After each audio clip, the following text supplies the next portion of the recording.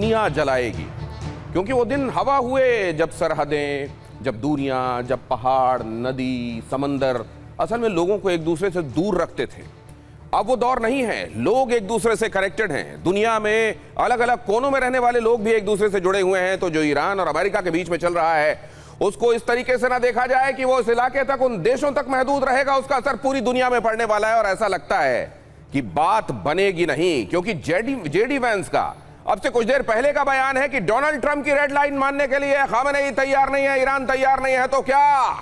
तो क्या वो होने ही वाला है जो इनएविटेबल लग रहा है बहुत दिनों से? क्या अब वो वक्त आ गया? जरा देखिए ये खबर। अमेरिका ईरान में फिर से चरम पर तनाव। ईरान के पास अमेरिका ने तैनाती बढ़ाई, ईरान पर हर तरह की तैयारी में ईरान को लेकर जुटा यूनाइटेड स्टेट्स। ईरान नहीं माना तो अटैक के लिए तैयार यूनाइटेड स्टेट्स।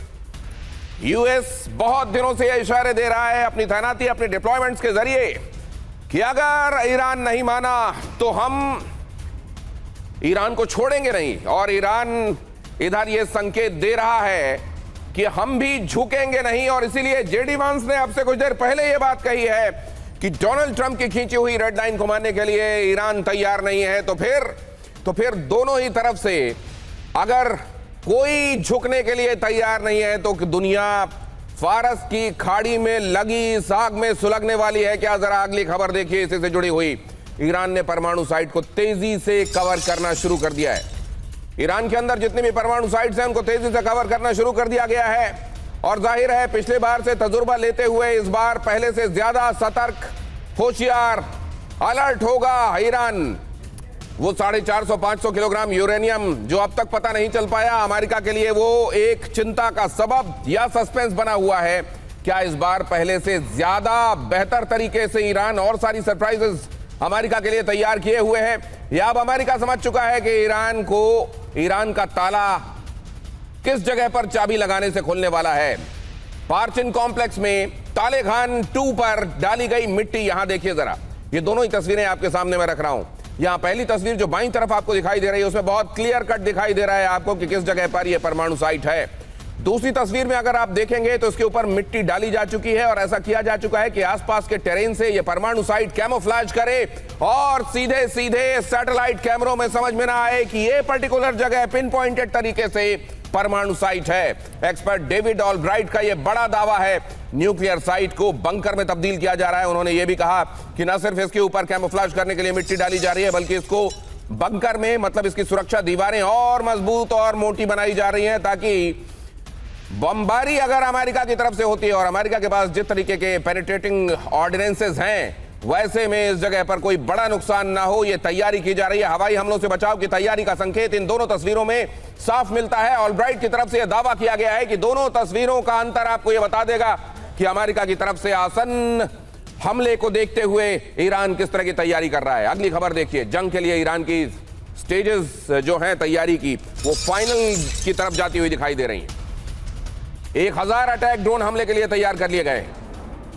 ईरान की तरफ से जो तैयारियां हैं वो भी ये दिखाती हैं कि ईरान इस बार पहले से ज्यादा खुद को बचाने और दुश्मन को एट्रिशन के जरिए नुकसान पहुंचाने के लिए तैयार है। जंग के लिए ईरान की फाइनल स्टेज की तैयारियां देखिए। 1000 अटैक ड्रोन हमले के लिए तैयार है। 5000 मिसाइलें साइलोज में तैनात की गई हैं। 5000 मिसाइलें साइलोज में तैनात। इलेक्ट्रॉनिक वॉरफेयर कैपेबल एयरक्राफ्ट भी एक्टिव किए गए हैं। हालांकि आज भी अगर आप देखें तो ईरान की सबसे कमजोर नर्स उसका एयर अटैक और एयर डिफेंस सिस्टम है, लेकिन फिर भी पहले के मुकाबले खुद को इस एरिया में, इस क्षेत्र में भी बेहतर किया गया है। जेनेवा वार्ता के बाद हाई अलर्ट पर ईरानी सेना। जेनेवा में जो वार्ता हुई, अब्बास अराक्ची ने कहा कि नहीं ऐसा है, दोनों तरफ से जो बातें कही जा रही हैं दोनों ही पक्ष उनको सुन रहे हैं। ऐसा लग रहा था कि सदा शहता दोनों तरफ से शायद कहीं पर एक मिडिल ग्राउंड पर पहुंच रही है, लेकिन यहां पर यह दिखाई दे रहा है कि वो सिर्फ कहने के लिए कही गई बातें थी। असल में प्रैक्टिकलिटी से उसका कोई लेना देना नहीं है, वरना यहां डिफ्यूजन दिखाई दे रहा होता, डीएस्केलेशन दिखाई दे रहा होता, और यहां तो सिर्फ एस्केलेशन है जो तस्वीरों में दिख रहा है। अगली खबर देखिए जरा। ईरान की सड़कों पर युद्ध की तैयारी देखिए जरा। युद्ध की तैयारी की तस्वीर देखिए ईरान की सड़कों पर।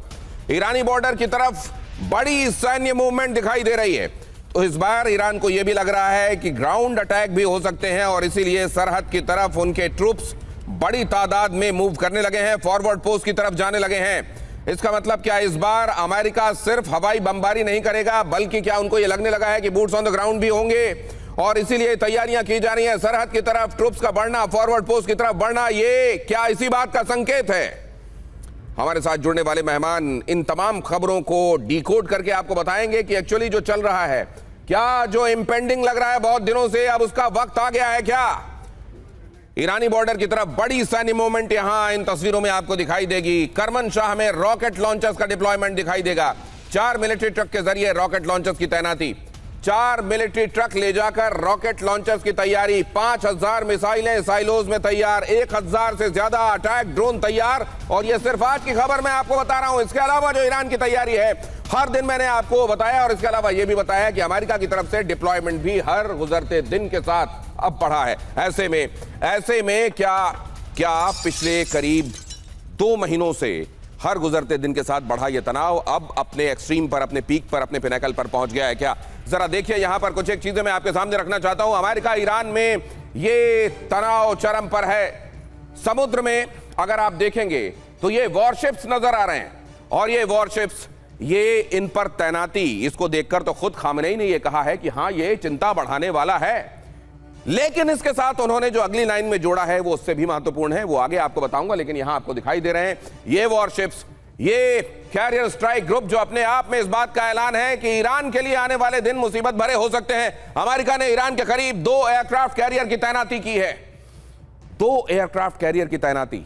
अमेरिका का रिजॉल्व इस बार किस तरह का है, वो क्या प्लान कर रहे हैं, इसको बताने के लिए काफी। अब जरा यहां पर यह भी देखिए, 24 घंटों में 50 से ज्यादा अमेरिकी फाइटर जेट ईरान के करीब तैनात किए गए हैं। 50 से ज्यादा फाइटर जेट्स 24 घंटे के भीतर ईरान की और प्रॉक्सिमिटी में तैनात किया जाना, 50 से ज्यादा। पहले नंबर ध्यान रखिए, जितने समय में डिप्लॉय किए गए हैं विद इन 24 आवर्स, उसको ध्यान में रखिए। ईरान की प्रॉक्सिमिटी में इनकी तैनाती, इसको ध्यान में रखिए, और इससे आपको अंदाजा हो जाएगा कि आप बहुत जल्द कुछ होने वाला है क्या। होर्मुज स्ट्रेट, होर्मुज जल डबरू मध्य में IRGC ने नौसैनिक अभ्यास शुरू कर दिया है। IRGC ने होर्मुज स्ट्रेट में नौसैनिक अभ्यास शुरू कर दिया है। यह वो जगह है जहां से 20% of the oil, the energy for the entire world, पूरी दुनिया के लिए 20% तेल का हिस्सा यहीं से ट्रांसपोर्ट करके ले जाया जाता है। ट्यूसडे को, यानी बीते रोज, कुछ देर के लिए कुछ एक हिस्से को ईरान ने चोक किया था, और उससे ही पूरी दुनिया में त्राही त्राही वाली स्थिति बन गई थी। तो आज यहां जब यह खबर आ रही है कि यहां पर यह वॉर ड्रिल चल रही है, जाहिर है ये इस बात का संकेत है, दुनिया को यह मैसेज देने की कोशिश है ईरान की तरफ से कि ये जगह, ये कमजोर नस जो हमारे करीब है, जिस पर अगर हम हाथ रख देंगे तो पूरी दुनिया बिलबिला जाएगी, ये अमेरिका को भूलना नहीं चाहिए। होर्मुज स्ट्रेट के पास ये वॉर ड्रिल क्या दिखाती है? होर्मुज स्ट्रेट को कुछ देर को चोक करने, कुछ देर के लिए कुछ हिस्से को चोक करने से ही पूरी दुनिया में अगर खलबली मच गई थी, तो यहां पर होने वाली किसी बड़े रिपरकशन में बड़े नतीजे होंगे, ये दुनिया भी जान रही है। हमारे साथ लेफ्टिनेंट जनरल संजय कुलकर्णी आज की चर्चा का हिस्सा है। बहुत स्वागत है सर, बहुत धन्यवाद आपका समय हमको देने के लिए। दीपक वोरा सर भी हमको ज्वाइन कर रहे हैं। How are you sir? बहुत धन्यवाद आपका भी हमारे साथ जुड़ने के लिए। डॉक्टर शुभदा चौधरी भी हमारे साथ जुड़ी हुई हैं, मिडिल ईस्ट के मामलों को खासतौर से आपको ऐसे बता सकती हैं जैसा कम ही लोग दुनिया में बता पाएंगे। और डॉक्टर जाकिर हुसैन हमारे साथ, मिडिल ईस्ट के एक्सपर्ट, वो भी जुड़ रहे हैं। बहुत स्वागत करता हूं जाकिर हुसैन साहब आपका भी। मिडिल ईस्ट की तरफ USS Gerald Ford, Gibraltar strait पार करने का वीडियो आया, जरा दिखाइए। इस स्ट्रेट से रेड सी की तरफ बढ़ा एयरक्राफ्ट कैरियर USS जेराल्ड के साथ पूरा कैरियर स्ट्राइक ग्रुप आगे की तरफ बढ़ता हुआ। जरा यहां की आवाजों को सुनिए, महसूस कीजिए। हालांकि प्रतीकात्मक रूप से हमने आपके लिए बताया है, लेकिन अगर यहां पर इसी तरह की तस्वीरें और इसी तरह की आवाजें इस दुनिया के इस हिस्से से आनी शुरू हुई, तो ये सिर्फ इस हिस्से तक तनाव नहीं रह जाएगा। इसकी चपेट में हर कोई आएगा जो इस दुनिया में रहता है, कम या ज्यादा आएगा, लेकिन फर्क हर किसी को पड़ेगा। और यहां देखिए USS जेराल्ड के साथ वॉरशिप, डिस्ट्रॉयर और कई एयरक्राफ्ट भी नजर आ रहे हैं। यहां पर इस तैनाती का मतलब साथ में बातचीत, और हमेशा यह कहा जाता है कि जब कभी भी इस तरह की तैनातियां होती हैं वो इसलिए होती हैं कि साथ में पैरेलली चलने वाली बातचीत के दौरान जो टॉक्स हैं उसमें किस तरफ के व्यक्ति की, किस तरफ के देश की, किस तरफ की पार्टी की कितनी स्ट्रेंथ होगी जब वो बात कर रहा होगा, कितनी मजबूती होगी, कितना वजन, कितना दम होगा उसकी बातों में, ये डिप्लॉयमेंट उसको तय करने के लिए होती है। लेकिन दूसरी तरफ से एक और नजरिया है जो ये कहता है कि बातचीत की टेबल पर जो कुछ हो रहा होगा वही आपको रिफ्लेक्ट करेगा। अगर वहां बात नहीं बन रही है तो आपको दिखाई देगा तनाव और बढ़ता हुआ, और अगर जहां बातचीत हो रही है वहां पर मिडिल ग्राउंड कोई दोनों तरफ से अचीव कर लिया गया, दोनों किसी बीच में सूट करने वाले ग्राउंड तक पहुंच गए, तो फिर आपको यह दिखाई देगा कि डिस्कलेशन हो रहा है और तनाव कम होता जा रहा है। यहां इन परिस्थितियों की विवेचना कैसे होनी चाहिए, जनरल कुलकर्णी? बहुत बहुत धन्यवाद दिनेश जी। वो कहते हैं ना कि दूध जो एक बार उससे जीभ जल जाए तो फिर छाछ भी वो फूंक फूंक कर पीता है। वही हाल ईरान का है। ईरान ने देखा है कि किस प्रकार से उसके साथ 2015 में न्यूक्लियर डील को लेकर के किस ट्रंप ने धोखा दिया, वैसे ही 2025 में जिस प्रकार से उनके ऊपर 12 दिन का जो वॉर हुआ उसमें हमला हुआ। तो इसको देखते हुए ज़रूर everybody wants to deal from the position of strength, और स्ट्रेंथ अमेरिका बार बार दिखाना चाहता है।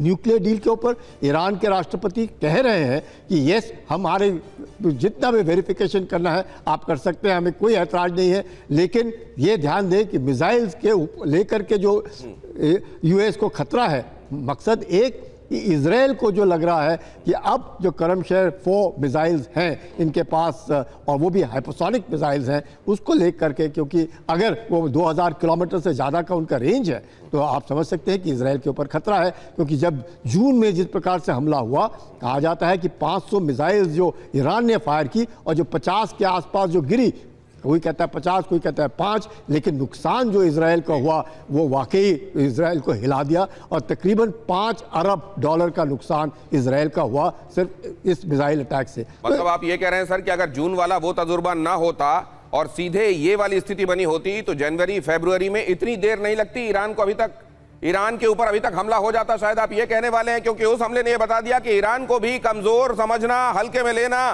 ठीक नहीं होगा। दीपक सर के पास जाऊं उससे पहले खबर दिखाए हैं आपको, यूनाइटेड स्टेट्स किस तरीके की तैयारी में लगा हुआ है। अगर जनरल कुलकर्णी आप मेरे पास इधर जरा आ जाएं और इस डिप्लॉयमेंट को समझने में हमारे दर्शकों को मदद करें। कहां पर डिप्लॉयमेंट किस कदर की जा रही है, और क्या ये डिप्लॉयमेंट केवल एक तरीके से ब्रिंकमैनशिप है या आप चीजें उसके बियॉन्ड पहुंच गई? सर, ये हम वर्ल्ड मैप भी सामने रख रहे हैं, और किस तरीके से यूएसएस जेराल्ड आर फोर्ड यहां पर आपको दिखाई दे रहा है, और कैसे ईरान को घेरे जाने की तैयारी है। एक्चुअली अमेरिका की स्ट्रैटेजी इस डिप्लॉयमेंट के जरिए क्या दिखाई दे रही है, अगर आप बता पाए हमारे दर्शकों। अब आप अगर दिनेश जी देखें कि ये जो जेराल्ड फोर्ड है, ये वेनेजुएला के बाद जो हुआ है वहां से मूव कर रहा है, लेकिन ऑलरेडी अब्राहम लिंकन जो है वो पर्शियन गल्फ में तकरीबन 150 किलोमीटर की दूरी पर है। अगर 150 किलोमीटर की दूरी पर है और ये जेराल्ड फोर्ड आ रहा है, यानी कि दो एयरक्राफ्ट कैरियर पर्शियन गल्फ में आएंगे, तो आप समझ सकते हैं कि कितना प्रेशर पड़ा हुआ है ईरान के ऊपर। और ईरान यहां पर सर ये देखिए, यहां पर हम दिखा रहे हैं भूमध्य सागर की जो तैनाती है, यहां पर जगह कम, इसलिए हम इसको यहां डिनोट कर रहे हैं। यूएसएस रूजवेल्ट, यूएसएस बालकेली वहां, और अटलांटिक में यहां यूएसएस जेराल्ड आर फोर्ड दिखाई दे रहा है। और जो वहां से मूव कहां कर रहा है, वो सीधा अरब सागर की तरफ आ रहा है। और यहां पे स्ट्रेट ऑफ हॉर्मुज में, जैसे आप बता रहे हैं कि वो जो एक्सरसाइज हो रही है यहाँ पे ईरान, बिल्कुल ये स्ट्रेट ऑफ हॉर्मुज है, यहाँ पे जो एक्सरसाइज कर रहे हैं ईरान, क्लोज इन कीजिए प्लीज। हाँ, ये जगह इंपॉर्टेंट है, ये बहुत जरूरी है, ये पूरी दुनिया के लिए इंपॉर्टेंट है, इसलिए इस जगह पर क्लोज इन कीजिए। और यहाँ पर जो सर बता रहे हैं बताइए, डिप्लॉयमेंट के हिसाब से ये जगह क्या दिखाई दे रही है? आप देख रहे हैं अब्राहम लिंकन, यूएसएस स्प्रुएंस और यूएसएस माइकल मर्फी यहां पर ये दिखाई दे रहे हैं जी। तो अब्राहम लिंकन का जो एयरक्राफ्ट कैरियर है उसके साथ ये जो पूरा आर्मडा है और ये अरब सागर में है, और स्ट्रेट ऑफ हॉर्मुज में जिस प्रकार से ईरान एक्सरसाइज कर रहा है, ये साफ दर्शाता है कि ईरान चोक करना चाहता है स्ट्रेट ऑफ हॉर्मुज को। जैसे आपने बिल्कुल ठीक कहा, विश्व का 20% तेल यहीं से गुजरता है, और अगर वहां पर बंद 10 दिन भी एक्सरसाइज करता है ईरान तो परेशानी होगी। तो अभी आज की तारीख में लग रहा है कि ट्रंप जितना ज़्यादा प्रेशर डाल सके वो डालने की कोशिश कर रहे हैं, और लेकिन खामेनी भी कहना चाहते हैं कि हम भी किसी से कम नहीं, हम भी आपको डुबो करके रखेंगे, उनका यह मानना है। लेकिन मुश्किल है, ईरान बैकफुट पर है, यूएस को हम कमज़ोर नहीं समझ सकते, लेकिन यूएस भी ईरान को कमज़ोर नहीं समझ। तो अब जरा चलते हैं दीपक वोरा सर के पास। दीपक वोरा सर, बंदूकें तय करती हैं कि बातचीत कैसी होगी, या बातचीत तय करती है कि बंदूक से गोली चलेगी कि नहीं? बहुत बहुत धन्यवाद सर, बहुत अच्छा लगता है आपके साथ जब मैं होता हूँ आपके शानदार चैनल पर। मैं इस समय देश की राजधानी में नहीं हूँ, मैं एक बहुत खूबसूरत जगह पे हूँ, उदयपुर, शादी के लिए आऊँ। अपनी शादी नहीं, मेरी शादी तो बहुत पहले हो गई थी, किसी मेरी भतीजी की शादी के लिए। तो it's great fun to be here. अब आपने एक जो सवाल पूछा है ये जो जिनीवा में बातचीत हो रही है ना सर, ये जो बिल्डअप है, ये डिप्लोमेसी मैंने कई बार देखा, 52 साल कूटनीति में हो गए। तो ये डिप्लोमेसी जो बातचीत जिनीवा में हो रही है ओमान की मध्यस्थता में, उन पे प्रेशर डालने के लिए है कि देख लो हम बिल्कुल तैयार हैं, अगर ये टॉक सक्सीड नहीं हुई तो हमको ठोकेंगे। अब मैं एक सवाल पूछता हूँ जनरल कुलकर्णी और बाकी आपके दो विशेषज्ञ हैं, अगर जंग होता है सबसे ज्यादा फायदा किसको है? नंबर 1 डिफेंस इंडस्ट्री अमेरिका की सबसे बड़ी है, वो बेचेंगे हथियार, सबको बेचेंगे और खाड़ी के देश भी खरीदेंगे एटसेट्रा, इजराइल भी और लेगा। दूसरा होगा सर ऑयल जायंट्स को, क्योंकि तेल की कीमतें बढ़ जाएंगी, उनको बहुत फायदा होगा। और तीसरा होगा जो अमेरिका को कमजोर करना चाहते हैं, रूस और चीन।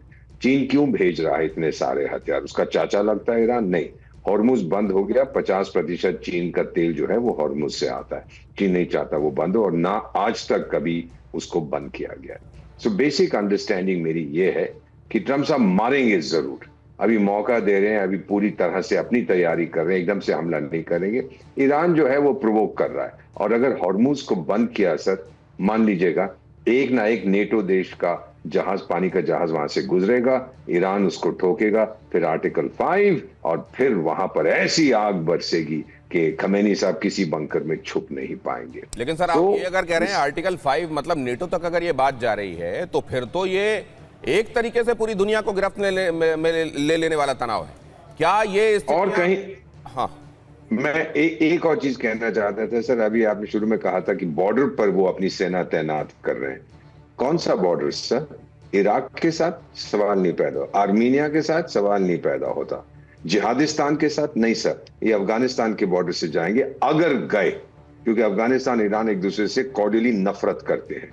अगर अमेरिकन ट्रूप्स गए या ये ट्रूप ईरान के जो लोग हैं तालिबान गए, तो वो अपने बॉर्डर से जाएंगे, ये मेरा मानना है। अमेरिका अपने बूट्स ऑन द ग्राउंड नहीं जाएगा, उनकी जीवन वो कहते हैं बहुत महंगी है, दूसरों को मरने दो, हम पैसे में खरीद लेंगे sir. This is my understanding. तो ये दीपक बोरा सर को ये दिखाई दे रहा है कि आज नहीं तो कल ये होने ही वाला है। डोनाल्ड ट्रंप इस बार ईरान को लेकर कुछ डिसाइड कर चुके हैं और बहुत जल्द वो दिखाई भी देगा। ईरान भी छोड़ेगा नहीं, बल्कि अगर उस तरफ से कोई तेवर दिखाए जाएंगे तो उन तेवरों को और भड़काने वाला और प्रोवोकेटिव तरीका ईरान अपनाएगा, और ऐसे में दुनिया इसकी गिरफ्त में आएगी। क्या अमेरिकी एयरफोर्स की बड़ी मूवमेंट दिखाई दे रही है ईरान के आसपास? ये जो मूवमेंट दिखाई दे रही है, जैसा मैंने आपको बताया, 24 hours, with in 24 hours 50 fighter jets उसके आसपास दिखाई दे रहे हैं। कुछ घंटों में 40 के करीब सैन्य विमान एक्टिव हो गए, 22 से ज्यादा टैंकर और 13 ट्रांसपोर्ट एयरक्राफ्ट दिखाई दे हैं।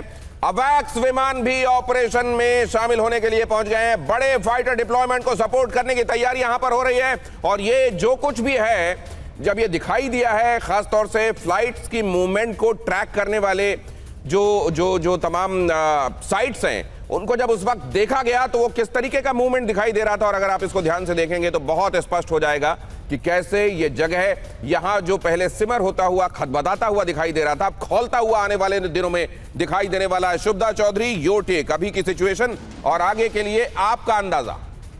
देखिए दिनेश जी, जो अभी हमें दिख रहा है वो न्यूक्लियर वॉरफेयर या उसका स्टॉक पाइलिंग का डर, ये सिर्फ एक सरफेस लेवल है। ये 46 ईयर ओल्ड कॉन्फ्लिक्ट है जो वेस्टर्न वर्ल्ड यानी कि आपका यूएस, इजराइल और वेस्टर्न यूरोपियन कंट्रीज और क्रिंक यानी कि China, Iran, north Korea, Russia के बीच में चल रहा है। ये कुछ नया नहीं है। इसमें साइबर अटैक्स, कम से कम इतने सारे ईरानी न्यूक्लियर साइंटिस्ट को मारा गया है, बहुत सारी चीजें 46 ईयर से चल रही हैं। अब अगर ये, इसका मुद्दा क्या है? ग्लोबल ऑर्डर को चेंज करना। ग्लोबल ऑर्डर में वेस्टर्न ग्लोबल ऑर्डर रहेगा मिडिल ईस्ट में कि क्रिंक का रहेगा? पहला मुद्दा ये है। दूसरा, मुझे ये लगता है ये इराक 2.0 है। जो 60% इनरिच्ड 400 kg ऑफ यूरेनियम की बात लीक हुई, यूएस के 2 चैनल से ये लीक हुई। 2 चीजें लीक हुई। पहला लीक हुआ कि एक रेनबो साइट है सिस्तान बलूचिस्तान प्रोविंस ईरान में, जहां पे ये मौजूद है। और दूसरा लीक हुआ कि एक पिक एक्स माउंटेन है जिसके नीचे ये बना रहे हैं अपना अंडरग्राउंड फैसिलिटी। वो रेनबो साइड हो या फिर वो पिक एक्स हो, ये ईरानियन नाम, फारसी नाम नहीं है। क्या सही में 400 kg 60% यूरेनियम गायब है?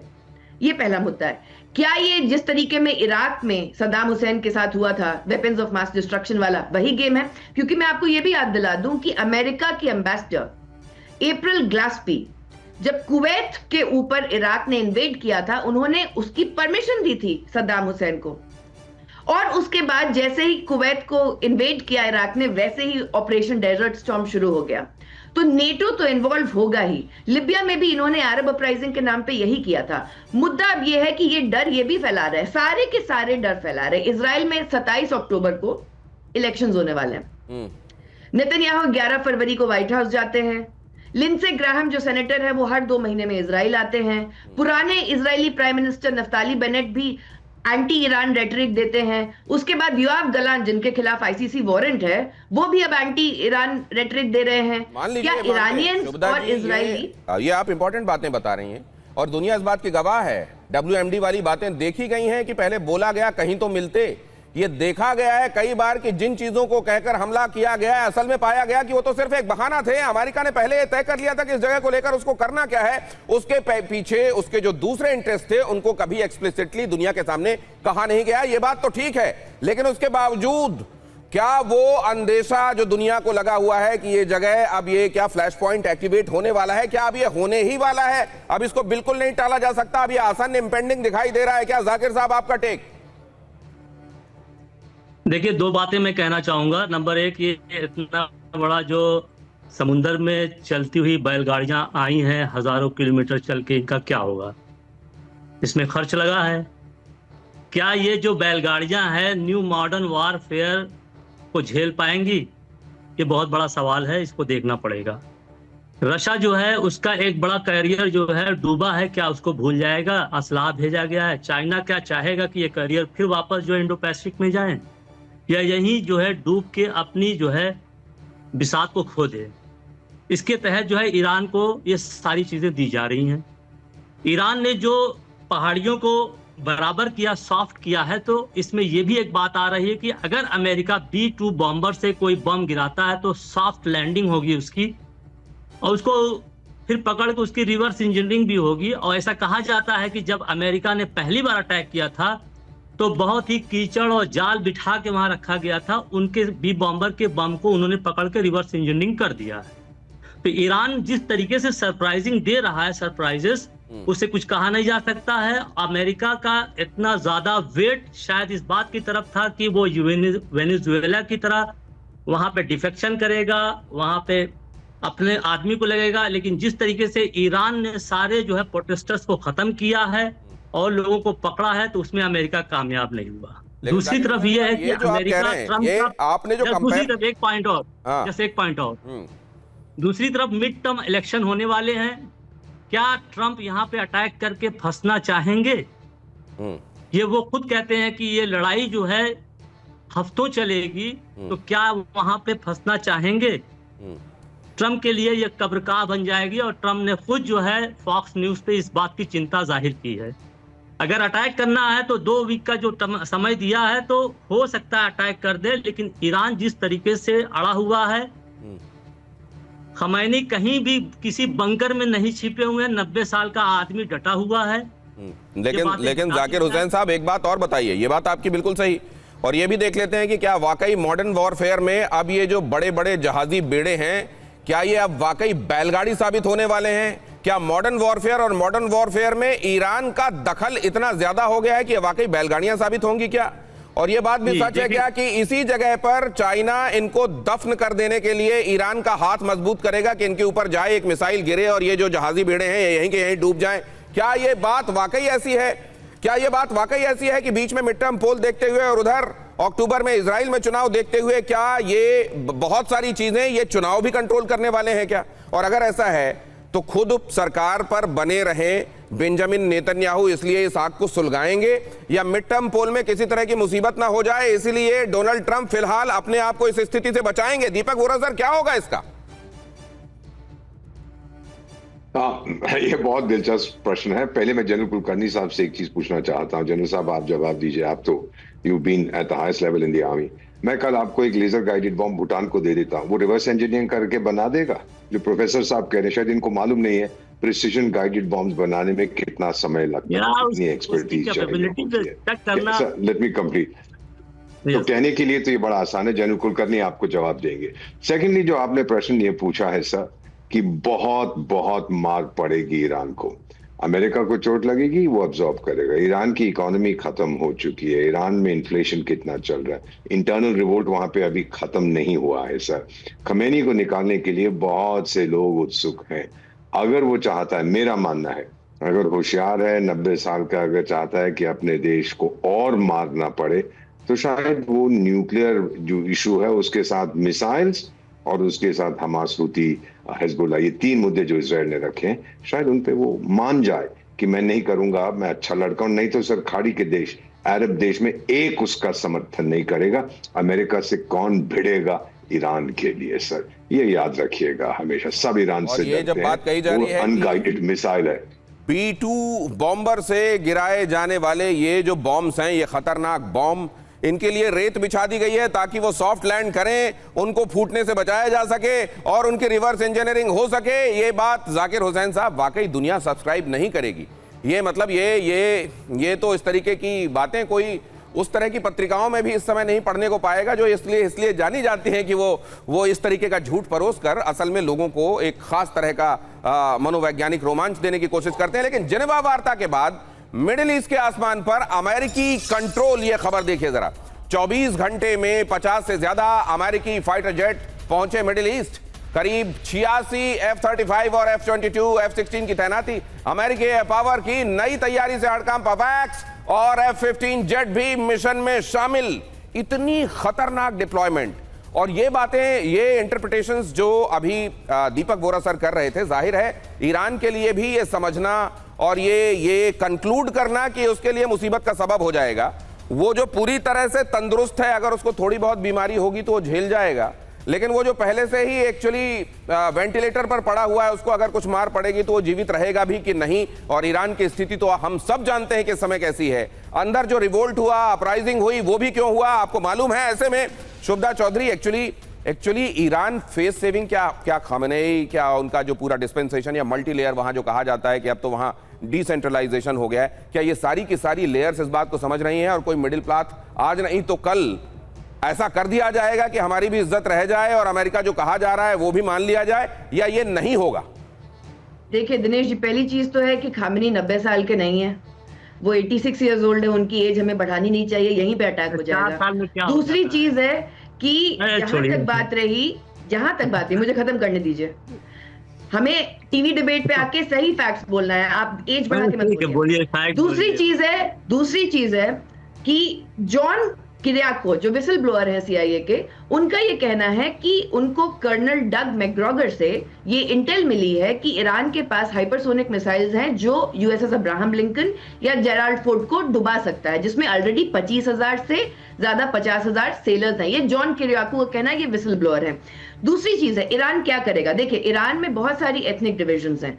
पर्शियंस वहां 40 to 50% है, बाकी अजेरी, कुर्द्स हैं, बलूची हैं, बहुत सारी हैं, तुर्कमेन हैं, क्रिश्चियंस हैं, जूज हैं, जो चाहती नहीं है कि ईरानियन रिजीम रहे क्योंकि वो बहुत स्ट्रांगली डोमिनेटिंग है। At the same time Israel की गवर्नमेंट भी 7 अक्टूबर के बाद क्या प्रोपेगेंडा खेल रही है वो वहां के इजरायली लोगों को भी पता है। ट्रंप चाहते हैं वॉर हो, नहीं चाहते। कौन चाहता है? लिंडसे ग्राहम चाहते हैं, मार्को रूबियो चाहते हैं, JD वैंस चाहते हैं, स्टीव विटकॉफ चाहते हैं, जैरेड कुशनर चाहते हैं, क्योंकि ये सब मर्चेंट्स ऑफ डेथ हैं। इनको आर्म्स लॉबी से, इनको ऑयल कंपनी से, इनको डिफेंस लॉबी से पैसा मिलता है और ये इसी तरीके से इनका जीवन निर्वाह होता है। और अमेरिका 1776 से लेके आज तक 400 देशों में रिजीम चेंज कर चुका है। वो कोटरी जिसका आप नाम ले रही हैं, जो वॉर हंग्री है, या डोनाल्ड ट्रंप जो नहीं चाहते युद्ध, किसकी चलेगी अमेरिका में? देखिए ट्रोजन हॉर्स और फिरिक विक्ट्री में किसी की विक्ट्री नहीं होती है। हमेशा लॉस वहां के लोगों का होता है। रिजीम सर्वाइव करेगी। मैं कह रहा हूं कि वेनेजुएला के मामले में भी ये कहा जा रहा था कि डोनाल्ड ट्रंप ये नहीं चाह रहे थे, लेकिन उनसे वो करवा दिया गया जो हमने सबने देखा। तो क्या यहां ईरान के मामले में भी वो लॉबी वो करवा देगी? वो लॉबी जो हथियार बेचकर पैसे कमाती है, वो जिसके बारे में आप कह रही हैं वो डेथ मर्चेंट है, क्या वो करवा ले जाएंगे इस बार भी ट्रंप से वो जो वो नहीं चाह रहे हैं? लेकिन मैं इसके पहले एक खबर दिखाता हूं आपको, देखिए जरा अमेरिकी फाइटर्स की तैनाती के संदर्भ में। जॉर्डन, कहां कितने सारे फाइटर जेट्स कहां कैसे तैनात हैं। और जनरल कुलकर्णी, अगर आप मेरे साथ आ जाएं, जब मैं ये एक्सप्लेन कर रहा हूं आप इसके मायने भी समझा दें। क्या इसमें भी, क्या ये कुल मिलाकर कहीं पर भी क्या ये आर्बिट्रेरीली होता है या इसके लिए पूरा दिमाग लगाया जाता है? जरा हमारे दर्शकों को बताइएगा। ये देखिए जॉर्डन में 12 से ज्यादा F-15E यहां पर तैनात हैं। 8-10 थंडरबोल्ट सेकंड की तैनाती भी यहां पर हो रही है। ये देखिए जरा, अल उदैद कतर में, ये भी देख लीजिए F-22 रैप्टर यहां पर तैनात किए गए हैं। अल उदैद एयरबेस कतर में F-22 रैप्टर्स यहां पर तैनात हैं। F-16 जेट्स की तैनाती भी यहां पर है।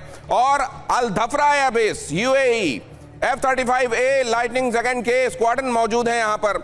अरब सागर में जैसा मैंने आपको बताया यूनाइटेड स्टेट्स का USS अब्राहम लिंकन 15 F-35C के साथ यहां पर मौजूद, और यहां पर F-18 सुपर हॉर्नेट की भी तैनाती। ये जो तैनातियां हैं सर, क्या ईरान को टैकल करने के लिए इतने भारी डिप्लॉयमेंट की वाकई जरूरत है? ये डिप्लॉयमेंट किस तरीके के एक्चुअली आने वाले दिनों में अमेरिका क्या सोच रहा है, इसके बारे में क्या बताता है? देखिएगा दिनेश जी, जैसे एम्बेसडर साहब ने कहा बिल्कुल ठीक, अमेरिका को कमजोर नहीं समझना चाहिए। अमेरिका ऐसे ही नहीं कर रहा है। नहीं, अमेरिका को कोई कमजोर नहीं समझ रहा है सर। ये और अमेरिका करेगा जो उसको करना है। और ईरान ने अपने आप को भी इतना नहीं समझना चाहिए। तो वो कहते हैं ना, गालिब ख्याल अच्छा है दिल बहलाने के लिए। सवाल ये है कि अमेरिका इतना डिप्लॉयमेंट इसी मकसद से कर रहा है। अमेरिका के 20,000 ट्रुप्स हैं बेसिस में मिडिल ईस्ट में।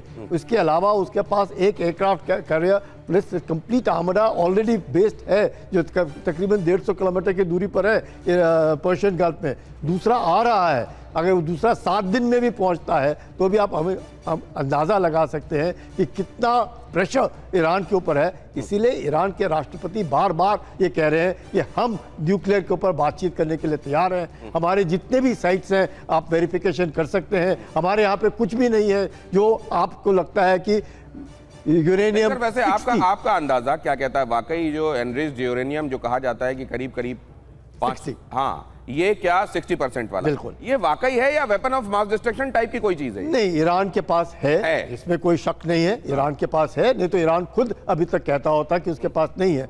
क्योंकि जब आपको बिजली पैदा करनी है तो तकरीबन 20% भी से कम होता है। और अगर आपका इन्वेस्टमेंट 60% से भी ज्यादा हो रहा है, इसका मतलब उनका मकसद कुछ और है। ये बात पूरी तरह लॉजिकल है शुभदा जी। इसका जवाब आपके पास जरूर लेने आऊंगा कि अगर नहीं है तो नहीं कहने में दिक्कत क्या है ईरान को? क्यों वो इस पर अड़ा हुआ है कि ठीक है हम अपने हिसाब से चलेंगे, हम तुम्हारी शर्तें नहीं मानेंगे? यही कहा गया ना। देखिए जरा, ट्रंप की शर्तें मानने को तैयार नहीं है ईरान। परमाणु समझौते पर अटकी वार्ता, डिप्लोमेसी को और आगे बढ़ाना मुश्किल। व्हाइट हाउस ने इजराइल को दिया बड़ा संकेत। कभी भी ईरान के खिलाफ सैन्य विकल्प पर फैसला हो सकता है। इजराइल के चैनल 12 की रिपोर्ट में ये बड़ा दावा कि कभी भी अब ये जो जिसको लेकर दुनिया सोच रही है कि ये टल जाए स्थिति, ये टलती दिखाई नहीं दे रही है। चैनल 12 की तरफ से खुद दावा किया गया है। अब सवाल यह है कि बहाने बनाकर अगर ये किया जा रहा होता अमेरिका की तरफ से, जैसे इराक के संदर्भ में ये जो कहा गया था कि व्यापक नरसंहार की क्षमता वाले हथियार उसके पास हैं, वेपन्स ऑफ मास डिस्ट्रक्शन, बाद में ऐसा कुछ निकला नहीं था। वैसा ही बहाना अगर ईरान के संदर्भ में भी लिया जा रहा होता तो ईरान इस बात को डिनाई क्यों नहीं करता कि हमारे पास इस तरह का एनरिच्ड यूरेनियम है, हमने उसको इतना प्योरीफाई कर लिया है कि उससे परमाणु बम बनाए जा सकते हैं। शुभदा चौधरी जी, ये बात दमदार है। देखिए दिनेश जी, एक चीज तो है कि अगर 60% से ज्यादा एनरिच्ड यूरेनियम है तो खामेनी ने फतवा भी डाला हुआ है कि ईरान कोई न्यूक्लियर अटैक नहीं करेगा। लेकिन इसके अलावा एक लीक है कि खामेनी ने स्मॉलर न्यूक्लियर वॉरहेड्स के लिए पॉजिटिव रिस्पॉन्स दे दिया है आफ्टर लास्ट ईयर। दूसरा चीज है, ईरान की प्रॉब्लम क्या है? ईरान ये बोलता है कि हम न्यूक्लियर ओपेसिटी के बारे में अगर बात करते हैं तो आप इजराइल की भी बात कीजिए कि उसके पास दिमोना फैसिलिटी में कितने न्यूक्लियर वेपन्स हैं। ईरान के पास होगा भी तो होगा, 9 से ज्यादा न्यूक्लियर वॉरहेड्स नहीं होंगे। वो तो बात कर रहा है कि सिमेट्रिकल वॉरफेयर हो। अगर न्यूक्लियर ओपेसिटी अगर है इजराइल को तो क्यों है? लेकिन क्या इस दुनिया में क्या उसने देखा नहीं है कि वेनेजुएला के साथ क्या हुआ है? ये वाली दुहाई दी जा सकती है, लेकिन यहां तो आज भी जिसकी लाठी उसकी भैंस बहुत जगह पर दिखाई देता है ना। तो फिर ये कहना कि इजराइल के पास ये है और हमको लेकर ये खुर्दबीनी से क्यों देखा जा रहा है? फिर मना तो किया जाता है हमारे पास नहीं। मैं आपके पास लौट रहा हूं। मैं खबर बताने के बाद ईरानी विदेश मंत्री अरागची की चेतावनी, परमाणु ऊर्जा विकसित करना ईरान का अधिकार है, हमको इससे कैसे वंचित किया जा सकता है? फ्लैश कीजिए।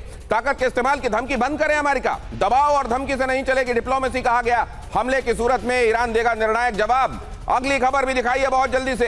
जेनेवा वार्ता के बाद अमेरिका का बड़ा दावा, अमेरिका का लक्ष्य ईरान को न्यूक्लियर वेपन से रोकना, कहा गया। जेडी वैंस ने कहा ईरान के खिलाफ सभी विकल्प खुले हुए हैं और जरूरत पड़ी तो आखिरी फैसला लेंगे। ट्रंप ने ये तय कर लिया है, जेडी वैंस ने इस बात को भी अंडरलाइन किया। अब जरा बहुत जल्दी से आपको यह भी दिखा देता हूं, देखिए जरा क्या हुआ है जेनेवा में। जेनेवा टॉक में जो हुआ वो मोटे तौर पर कैसे समझा जा सकता है उसको आपके सामने रखता हूं। ईरान अमेरिका के बीच में दूसरे दौर की ये वार्ता हुई, अप्रत्यक्ष वार्ता इसको आप कह सकते हैं। बातचीत ओमान की मध्यस्थता में हुई। दोनों देशों के प्रतिनिधि एक कमरे में नहीं थे और ओमान के अधिकारी संदेशों को, एक दूसरे के संदेशों को पहुंचा रहे थे। ईरानी विदेश मंत्री अब्बास अराक्ची और अमेरिका की तरफ से विटकॉफ और कुशनर इसमें शामिल हुए थे।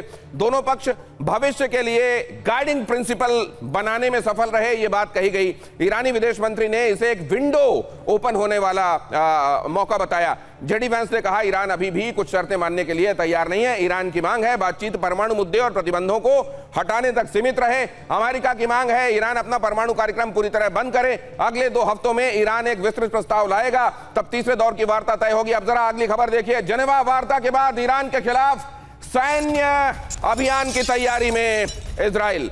होम फ्रंट कमांड चीफ देंगे सीक्रेट ब्रीफिंग। नेसेट की विदेश और रक्षा समिति में होगी बैठक। मिसाइल और ड्रोन हमलों की आशंका पर चर्चा। होम फ्रंट तैयारी का लिया जाएगा जायजा। अगली खबर भी देखिए। तेहरान के करज में खामेनेई के खिलाफ नारे लगे। शाम के समय लोग विरोध प्रदर्शन में शामिल। ईरान के पश्चिमी इलाके में तनाव का माहौल। लोगों ने तानाशाह को मौत मिले ऐसे नारे लगाए। शाह शासन लाने के समर्थन में भी नारे लगाए गए। तो सिर्फ बाहर से ही डिप्लॉयमेंट नहीं है, अंदर से भी डिप्लॉयमेंट है। जनरल कुलकर्णी, तो दिनेश जी मान जाइएगा कि ईरान जरूर एक फ्रंट दिखाने की कोशिश कर रहा है कि हमारे साथ अगर आप इस तरह की कार्रवाई करेंगे, लेकिन ईरान जानता है कि अमेरिका ने अगर किया तो उसका नुकसान बहुत भारी होगा। इसमें कोई शक नहीं है, ईरान को कोई शक नहीं है। अमेरिका चाहता नहीं है कि ईरान के ऊपर उस तरीके से कार्रवाई करे जो ईरान अगर सोचता है, लेकिन ईरान के पास तो सर आपको यहाँ निवेदन के साथ मैं रोकूंगा इसलिए क्योंकि वक्त इजाजत नहीं दे रहा है। आप सबके पास